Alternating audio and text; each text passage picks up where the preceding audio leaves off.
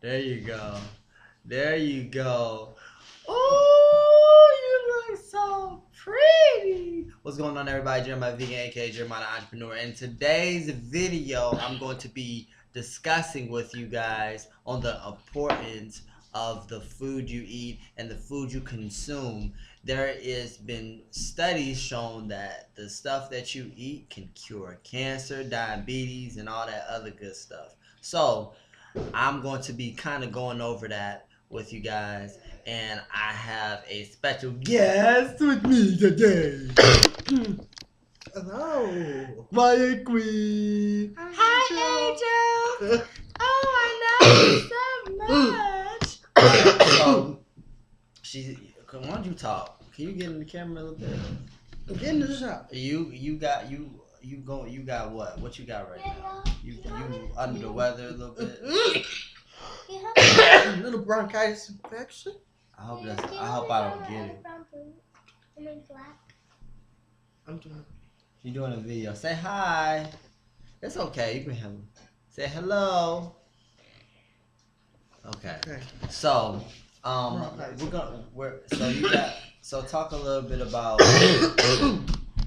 the importance because of the food you eat, because I know that you put together a lot of meals and stuff like that. You do a lot of research in the spiritual realm, and I know the importance that it causes. I know it first started with the food you would consume, right? Mm-hmm.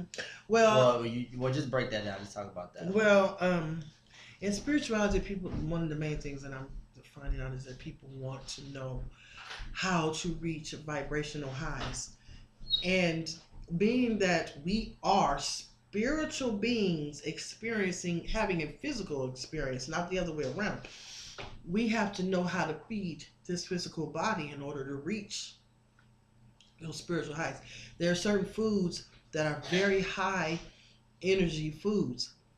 That's anything that ain't flesh, okay? Anything that has blood in it that really slows you down.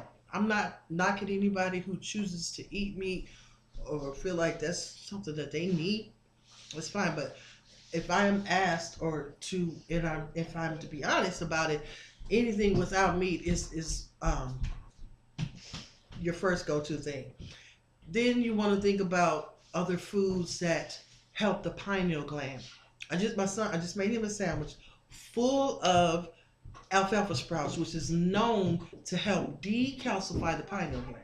The only way you can really be spiritual and reach spiritual heights is to keep that pineal gland sharp. And eating the right things, chlorophyll, and we can show them all these different things that we have that will help that. Turmeric is another. What's chlorophyll? Chlorophyll, it is a liquid that is found in grass, leaves, things like that. Is what the animals, when they get sick, they eat the grass because it's chlorophyll in it. Chlorophyll is a blood detergent. It cleanses the system.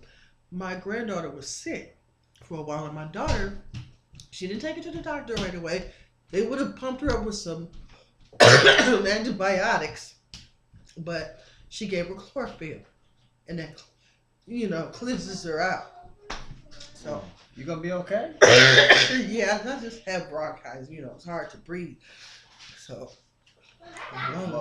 why do you think bronchitis affects you by the food you eat? Do you think you can prevent Yes, I could probably eat a little cleaner. I don't eat the beef and the pork and all that mess. But I still consume dairy products. Cheese specifically. I don't really eat eggs or milk, but those things, that is not good because it does have a lot of mucus in it and could constrict your breathing.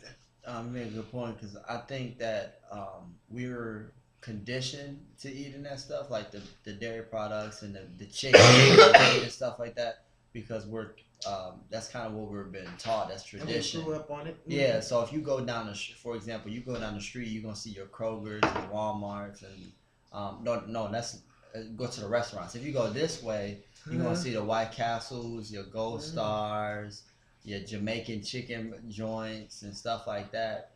versus your vegan options. How many you gonna see? How many vegan None, restaurants? none, None, but not in right? this area. None. None. Same thing for my area too. You're gonna have to go maybe 10, 20 minutes just to maybe I find one thought restaurant. vegan restaurants were saturated in North Carolina.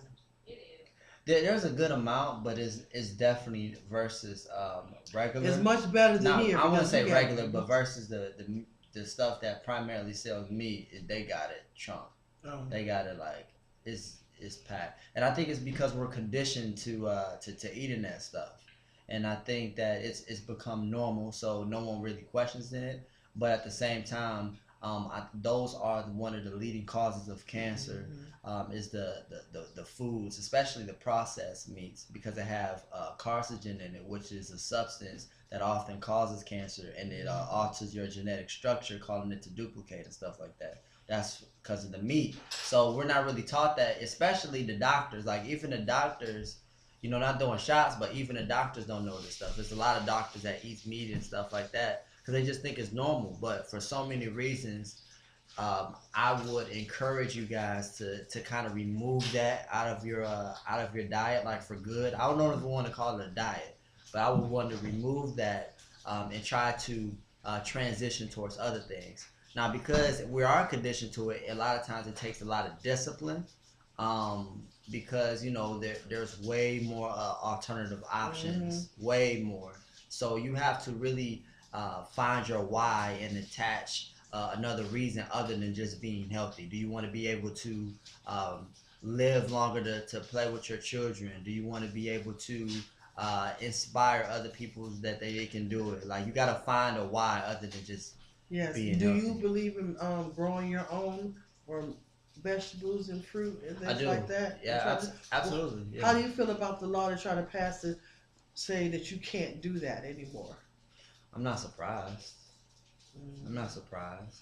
It won't fly, but it's just the fact that they're bringing that up lets you know that they're really already trying to make that happen anyway, whether you vote on it or not. I mean that's. I mean you got. It's like a domino effect. Like I feel like it could. I mean, when people get those diseases, they're way more profitable because. If you get, for example, you get cancer when it's one of the leading causes, like most people die from cancer. Mm-hmm. Yeah, because I looked at the statistics. Don't quote me on that, but I'm pretty sure that's like one of the. Pat, ain't that one of the leading causes of human death? Is cancer? It's heart failure. Heart failure, I think. That's kind of that ties into food. That ties into food, right? So. Yeah. Studies have shown that a vegan diet, specifically a whole plant-based diet, so like raw veganism, is the only type of lifestyle or diet that reverses heart disease. Okay, so can you repeat that? What she said? She said the vegan lifestyle, being a plant-based diet, is known to reverse for heart disease. So it's important. And diabetes. And diabetes. Okay, so that goes to show you how important it is to kind of alter your diet or whatever. Now, because you do a lot of spirituality stuff, because I know you kind of went over it a little bit briefly. What are some techniques that you can do to move towards the right direction as far as consuming and meat to increase your spirituality, if that makes sense? First thing, if you can't just quit cold turkey, just cut it down, okay? And another thing is meditation. Meditation is very important. You can meditate on anything you choose. Anything that's positive is worth meditating over. So you need to feed your brain first, okay? Yes, you got to feed your physical body the proper food, but you also need to feed your brain the proper spiritual food. Keep yourself in line with like minds. Okay, because if you're around a bunch of people, ain't nothing wrong with a little pork chop. Oh, come on, you could just have a little bit. That's not good. Until you can stand your ground and you can completely let somebody know, I'm not interested. This is not what I choose to do. Mm-hmm. When you say cut down, what do you mean cut down? Like you say just cut it down. Like what are some techniques to cut down? Because it can be very difficult for some people to cut it down, especially if that's what they're known. Well, if it's delicious, say for example, if you know you're gonna have spaghetti today tomorrow you got fried chicken, and the day after you got meatloaf. Okay, well, see, one of those meals you could replace it with vegan crumbles instead of using the hamburger in the spaghetti. Do that, and then go ahead and eat your other. Where can you get those at? Any health food stores should have them. Also, I don't know what's in your area, but Walmart, big grocery store chains. Yeah. I hope that get better for you. Wow. It's like, every December, January. Yeah. So that's important. Also, I think that the first thing, I think I'm gonna do a video. I think I did a video on this as well.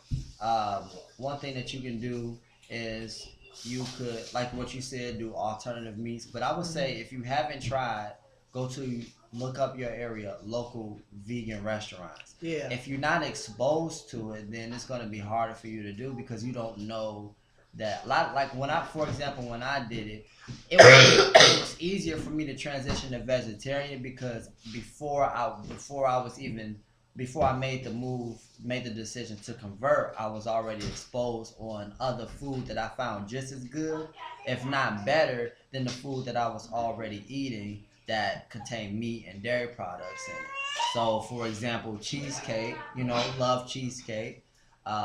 Man, you can go to so many vegan restaurants and get cheesecake. That is just as good, if not better, in my personal opinion. I know a person that don't even like cheesecake, and she like vegan cheesecake. She's like, it just tastes better to her.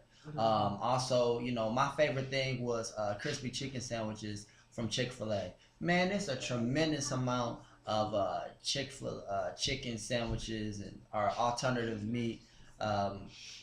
That give you that same feel, that are just as good. Now another thing, I'm gonna let you finish, but this is important, is that I always hear people say, well, why do I need to use alternative meat when I just had a real meat?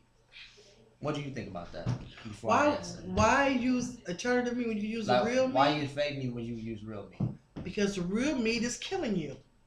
Well, some people may argue, well, there are certain things that are non-meat that kill you too. Like, they're not necessarily good for you. Tofu and soy, they're not necessarily good for you, according to other people. Right. So, what do you mean? You know what? You can choose your own battle. No, but to me, it's like to me that the one thing that I respond to when I hear that is, see, at first I decided to convert for health reasons, but as I did my research, I started to look in. It's not necessary. Human beings are not carnivores. That's a fact. Carnivores is someone who have to eat meat because their body cannot digest vegetation. Somebody told me they have to eat meat. Who? Somebody I knew. In the cat family, they have to eat meat. Lions, cats, they have to eat meat. I don't know if bears do. I don't know if bears do or not. No, bears don't have to. They can eat just. Y'all can look that up. But humans are carnivores. Are carnivores, and they say we have to take like vitamin B12. And vitamin B12 is something that does something with the blood cells that you can only find in meat related. Find in animal meat. Okay, well, I'm gonna play devil's advocate here. It's 13 minutes. I'm trying to shorten it up. Okay, well, you talking. Okay, let me fuss. I'm trying to get on this. Okay, so listen. He said, we're not carnivores. We're not to be. Okay, maybe the human in recent years, like in the last couple of centuries or so, or millennium maybe. But I believe that thousands of years ago, like in the land of Cush, when we were kings and queens, we did eat meat. We ate fish. We ate other meats on the land because these animals were raised humanely. They were raised specifically to consume, and they had health benefits. They didn't have health benefits now because they shoot them up with all kinds of chemicals and antibiotics and fillers and stuff. But back then, it was much different. And even we were so far advanced spiritually, we knew how to communicate with our food before we ate it. To be honest with you. Okay. How do you raise? How do you raise an animal to kill them properly? Okay, so there is this. Some of them just submit to death. Mm-mm. Some of them just submit to it. Some of them, not all of them, right? Well, they all do. Yeah. They all submit to. They all. Back all in that submit. time, I ain't saying now. I'm saying back then, they did that, and I'm sure that there were ways that they did have to eliminate them, but it was done humanely. And maybe they gave them something to drink or eat. I don't know. How do you do it humanely? You're still killing them. You eating them, giving them something to eat. Sacrifice themselves. They Yeah. sacrifice themselves. Yeah. What makes you think? Like when you kill, for example, when you raising cows, when they do what cows is, they for one they force the cow to get pregnant, so they put machines inside of the cow to get pregnant. After they have the cow, as soon as they take the cow, they immediately take the little baby cows away from the cow, right? Because they need the milk. They want the milk. That's for the humans, pretty much. So they immediately take the cows, and wherever they take them, they probably take them to get slaughtered or stuff like that. The cow, while they're taking the milk from the cow is crying and moaning for days. Why? Because they took the babies away from the cow. So they feel just like we do. So I don't feel like it's necessary for us to eat cows when you got so many alternatives. And we're smart. Just because you're not a human doesn't mean we can treat you any kind of way. We should be able to treat you any kind of way. Just because you're different than us. Back in the day, they used to do that with black people, what everyone considered human, right? So they used to take the babies and feed it to the damn alligators because they didn't feel like they were human, or for whatever reason they feel like they was less than. So it's the same thing, in my personal opinion. If I can go towards alternative things, why not at least consider it if I don't have to? That's my whole logic. So not only does it affect your health, not only is it one of the leading causes of cancer, eating all that meat and stuff like that, it's also it's ethics too. Like it's ethical to just avoid it, mess with it. Okay, so let me ask you this: what about get overpopulated with animals? The world being overpopulated with animals. People say the same thing about humans. I know. I'm asking you. We ain't talking about humans. We're talking about animals right now. What about them? Because you're an animal, being an advocate for animals. So what would you do when there's so many cows? What should a person do? Just wait till they die? I mean, I don't believe in eating the cow either. I'm just saying, you're thinking about it in the logical sense. So, and from a humane standpoint, what do you think? When we're overpopulated with cows? Can we be overpopulated with humans? Mm-hmm. So what do? You kill the humans too? What do you do with the Can humans? we be over? No, you just suffer until something happens. Okay. So basically, is that what you're saying? We'll have to do too. I just don't feel like it's necessary. That's not a problem now. Is it a problem now? Is everybody talking about this overpopulation of cows? No, Jeremiah. But I'm just saying, you wanted to get to the point where people are not eating cows. So if and when that happens, in whatever reality, what do you suggest people do when they don't eat it no more and there's so many? That's all I'm saying. I don't think that's important right now. I think when is it over? Like, because it could be just because the overpopulation of cows, it could be an overpopulation of people, and they have said it's an overpopulation of people. I guess maybe my question was rhetorical. It's just to get you to think. Because you have to think of other alternatives. Because if you get what you finally want, what are you going to do in situations where there is an overpopulation of cows now because no one is no longer slaughtered? It's just to think about in advance possibilities. Yeah. Outside of just what you feel should happen. So what the next question would be then? How would that affect the earth? Is it being an overpopulation of cows? Somebody got to be a cow keeper because they're gonna have shit all over the place. Yeah. They're gonna have their placenta everywhere when they have babies and whatever. So it has to be controlled some kind of way. I don't know about it being controlled because it was free back then. If there's a bunch of them. This is going on 20 minutes, so I'm gonna go ahead and wrap this one up. Yeah, because I'm ready to make some noise. Okay, Like, so like let me know what you guys ate today and tomorrow. No, what you guys ate today. Let me know in the comments of what you ate today and what you plan on eating tomorrow. What did you eat? What is that? That was it was mock tuna. It was chickpeas smashed up, vegan You got some more of that? No, that was the last. Oh, this it, y'all. This is it. I know. As you can see, it was delicious because I'm about to make some vegan crumbs mac and cheese. We'll let y'all see there. that. All right, thank you guys. Let me know in the comments what you ate today and what you plan on eating tomorrow, and maybe I'll respond to you.